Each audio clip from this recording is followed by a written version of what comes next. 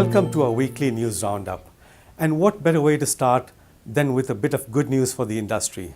Tomago Aluminium has just announced plans to develop an industrial park adjacent to its smelter. Called Hunter Corporate Park, the 300-hectare facility will be developed over 15 years. This will indeed be beneficial for the region. Economic modeling predicts the creation of 2,500 to 4,500 full-time jobs over this period. The proposed site will be aimed at metal fabrication and distribution. The venture hopes to promote opportunities outside of the coal industry.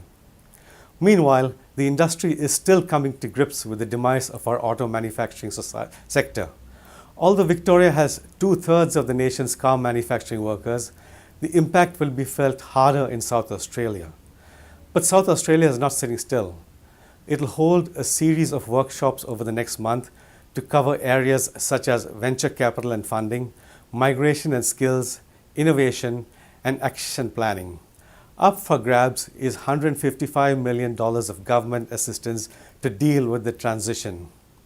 Making a transition of sorts is Australia's iconic hat manufacturer Akubra. The company has been forced to import most of its key component, rabbit fur, due to a shortage in local supply.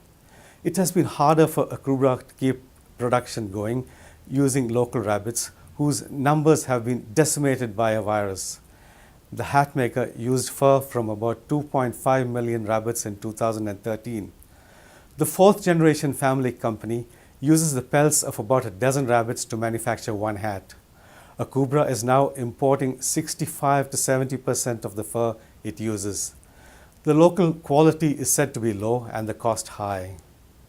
Talk outsourcing and the fur starts to fly. Many are alarmed at the rate of offshoring that characterizes Australia's manufacturing industry, and rightly so. A professor at MIT has demonstrated that there are a lot more options for competitive local manufacturing than most people realize. Professor Suzanne de Treville finds that it's more costly to offshore than companies think.